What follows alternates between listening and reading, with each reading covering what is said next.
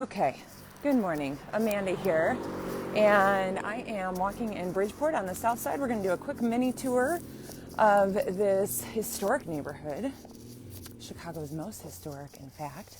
And Morgan Street is really interesting because there's a variety of different kinds of buildings, some that had been storefronts, like you can see behind me here. And then we've also got some kind of bizarre new developments as well. And we've got like cute little homes, but as we head a little bit north, I'm going to be here between 35th and 31st, which is the main street of Morgan Street. There had been all kinds of different stores, department stores, pharmacies, and now today we're going to get to see, well, how has this community changed with the times? How do people use these historic storefronts now? And think about, maybe ways that our neighborhoods change and what this means for the future. So looks like we have all kinds of things are going on around here. Look at this beautiful building. And this would have had, you can see the modern iteration to the left, and it looks like maybe a new business is going to be popping into there. A lot of these storefronts you'll see have been just converted into people's living rooms over time. So let me give you a little bit of background.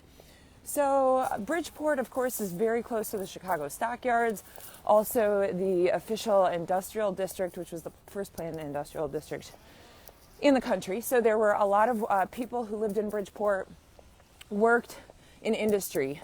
So a lot of these homes would have packed in people, industrial workers and their families, also city workers. And what you have is that then with the decline of the industry, I'm giving you the very truncated version of all of this, is that with the decline of industry, there were some problems in the neighborhood. We're talking like around the 80s and 90s. Does anyone remember Spiegel's department store? By the way, good morning to everyone. Thanks for being here. So Spiegel's department store closed, and then and also the industry closed. Of course, the stockyards had closed in the 70s. So all this closing down of industry, by like the 1990s, Bridgeport was struggling a bit. And it's really evolved in an incredible way and brought in, now today there's a lot of artists. A lot of people know, though, of Bridgeport as like a political stronghold, which it absolutely is. But here I'm going to share with you some of the evolution of the neighborhood. So check out, this is one of my favorites. So this is somebody's living room. They've got their plants in the window. And I want you to look very closely at the top. I'm going to point out here. Look up here. These are bottles. Oops, it's focusing weirdly. And then I'm going to not try to get hit by a car, and we're going to look. And you can see a little bit better here. And look, it says drugs. You got to hit it just right with the light to see that it once had a sign for drugs. So this building, this had been a pharmacy in here. Now here, we have an interesting little building. Obviously, the interruption that you see with the glasswork is something new. If you look very closely, right above the door, right where my finger is an eagle. And that was put here because there's a little plaque right there that says that this had been the Eagle Theater. So this was a very small movie theater when it was first built.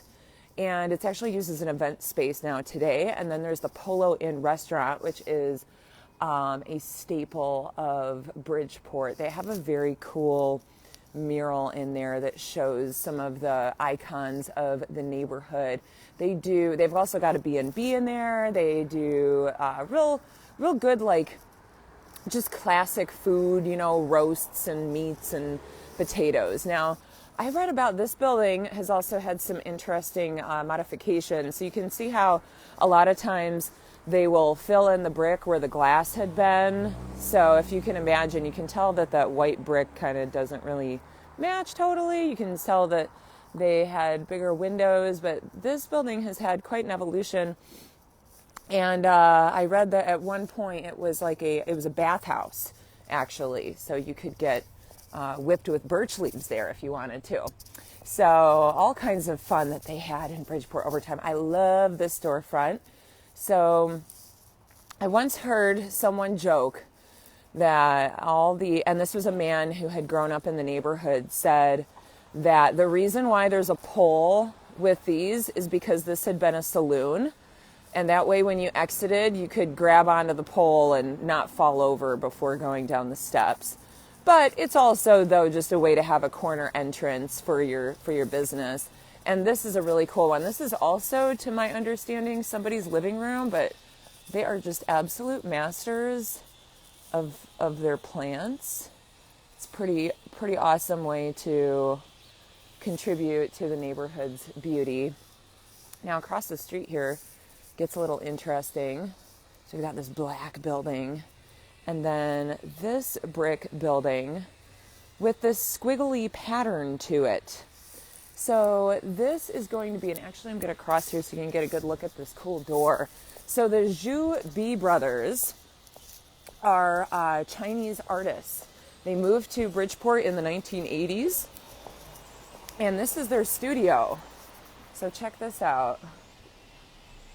So they do very large format canvas paintings, and I mean they've met with presidents, and they have their paintings in contemporary art museums around the world. Incredibly successful.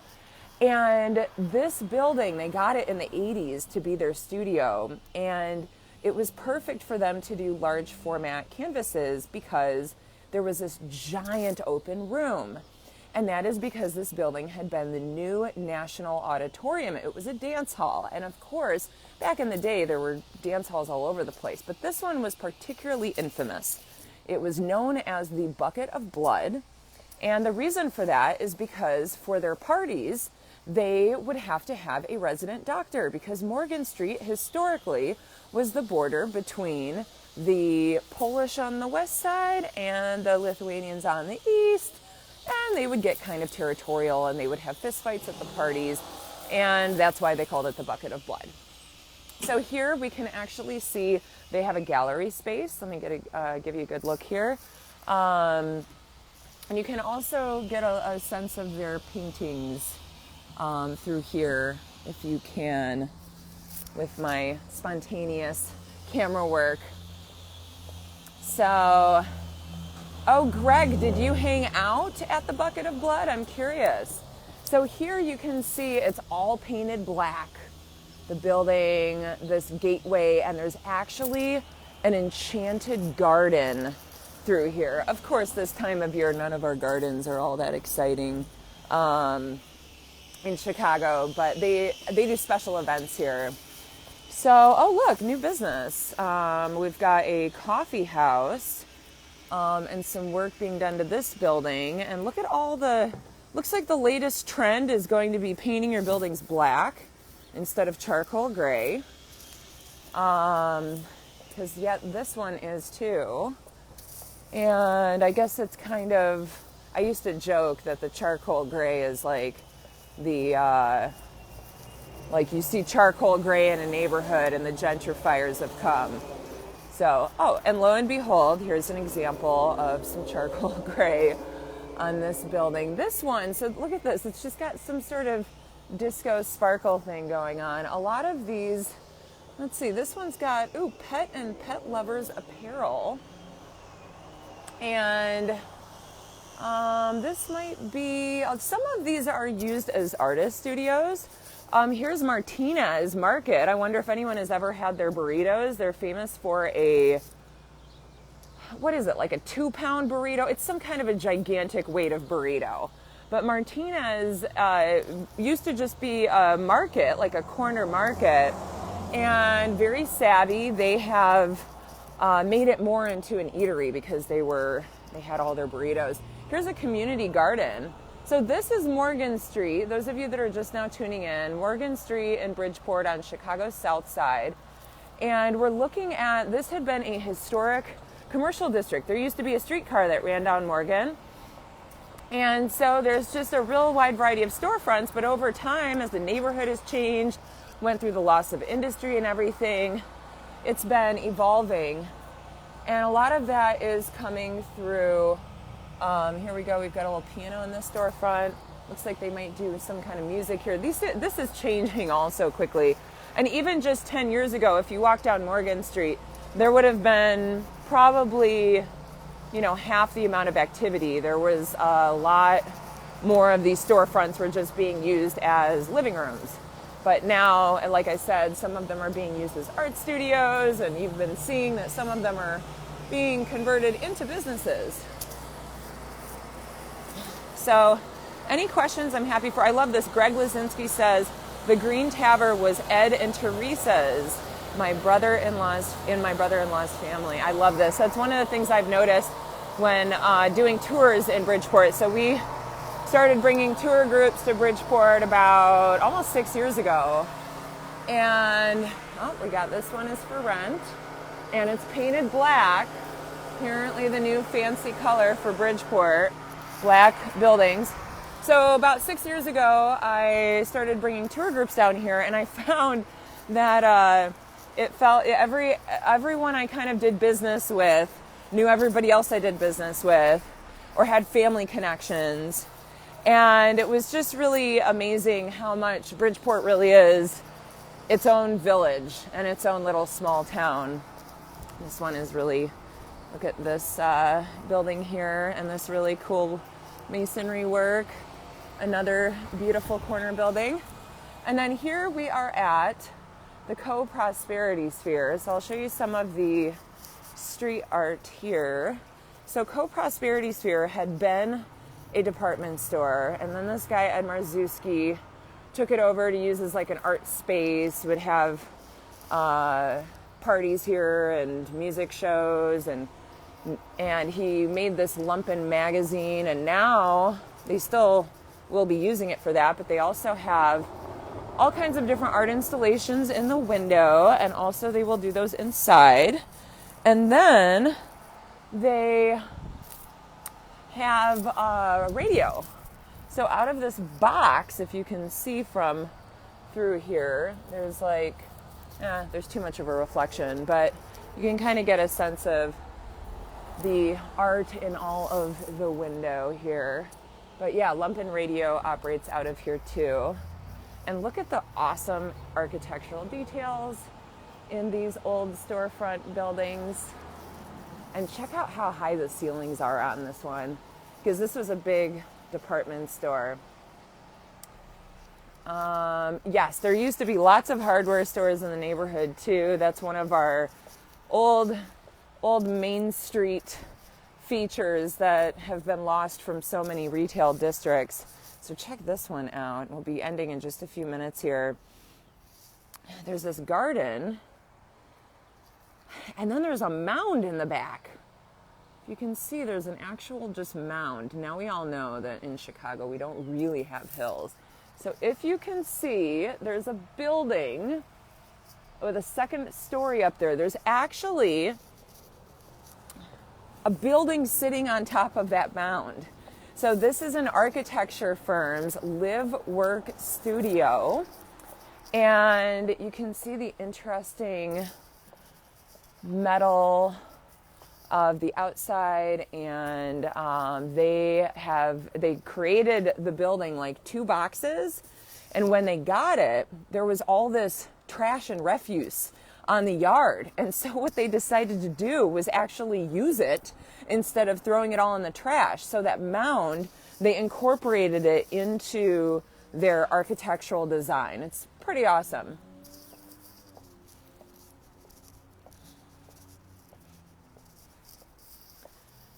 So now I am at 32nd and Morgan, and there's this really cool, there's Pulaski Savings Bank.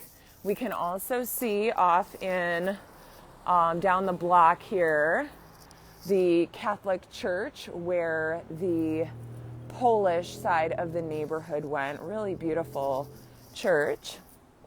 One of the things that's interesting too in this neighborhood, there's 32nd Street. There's also streets that are called Place. And they're like these, they're smaller little streets. And that can confuse people. But I would love to hear any of your input in the chat. If you have memories of the area. There's also another architecture firm right here, Future Firm with Borderless in this building. And then there's also Saluri's, which does all kinds of Italian subs. And we're walking north on Morgan, heading up to 31st Street. There is a new Chinese-style ice cream joint. You know, a lot of people call Bridgeport Chicago's second Chinatown because there are some very, very delicious Chinese options. And I have had it. It was very fresh and novel. This is an interesting one. I wonder if anyone has any memories to share about Bridgeport music, established in 1953. I've peeked in the windows a while ago, back before they boarded it up, and it looks like there's some old recording equipment in there. If anyone's got any memories on this one, I would love to know. It definitely looks like it had been a bar. Usually bars have this horizontal windows.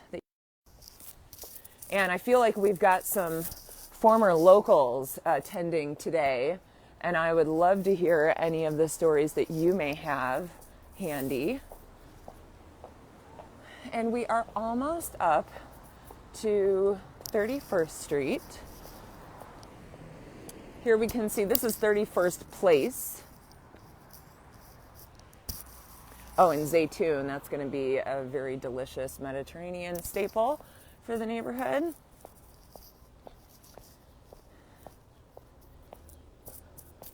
So we are headed up to 31st Street. So we are going to be ending here at the Bridgeport Coffee House, which had originally been a pharmacy. And you can also see when we get to the corner, there's going to be some diagonal streets. I'll flip so you can see me. So there are these diagonal streets, and I'm sure Northsiders know about certain diagonal streets like Lincoln or Elston or Milwaukee. A lot of those are built on Native American trails, but these diagonal streets are different. So I'm going to flip around here and you can see I'm at the end of Morgan at 31st, and even I love how, look at this building behind the truck, how it's angled, and then the street angles off. Well, that is going to be because these were some of the oldest planned streets of Chicago. These streets were designed to go straight out from the river, which curves around Bridgeport. So what happened is that later the city planned the entire city on a grid, and these streets predated the grid. So that is how you have these interesting angular streets here in Bridgeport. So I love this. We've got some more memories coming into the comments about the music shop. Awesome. The Buckingham's Pop Group. And you took a guitar there. Awesome. I was hoping that someone might have some good memories. So I love taking you all around the neighborhoods of Chicago. If you appreciate this, we really appreciate any support. We have our Badass Women of History virtual event going on a few more times this month. We've gotten a ton of press for it. It's really exciting. It's a virtual event. And soon enough, we'll be talking about our future here with Chicago Detours. Make sure to follow us. Make sure to subscribe. All of our archived neighborhood walks live on our YouTube channel. You can find us, Chicago Detours. We'll be wandering Chicago this Saturday at 10:30 a.m. Thank you.